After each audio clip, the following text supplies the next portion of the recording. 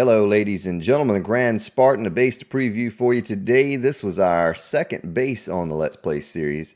Our first large base, free fall pits, 3 wide, gives you the opportunity to loot and destroy all the corpses down below. And the one special thing about this base is the entrance that we made for our mini bite. This is where we go down to mine over here, and you might say, well, that's really close to your base. Well, the bonus to that is they can't get to your base without going through the free fall pit. So even if they were to come in here and somehow get down there, they cannot make it across this pit. So here's the entrance for our mini bike. Now in here we have a garden. Right now we're growing a little bit of cotton because we needed some cloth. But that's what it looks like here. There's actually a way to get up top. Never really used this portion up here much, but we made a way to get up there anyway. So we'll take you down below, show you the crafting room and where we do all of our killing for the hordes. And that's what it looks like. So many different ways you could do this and set this up. We just recently added those 2 forges. We're working on a brand new build. Requires a ton of concrete, so I needed a couple extra forges. Now this is bedrock, but I always raise it up 1 block. That way we can put things flush on the floor. Also don't like the way bedrock looks. Now this is from a recent Screamer Horde I had. We've already cleared out all the corpses from the 7-day Horde. Now, difference between this base and the barbed wire base. On the barbed wire base, I'm able to loot 100% of the corpses, or let's say 95% of the corpses.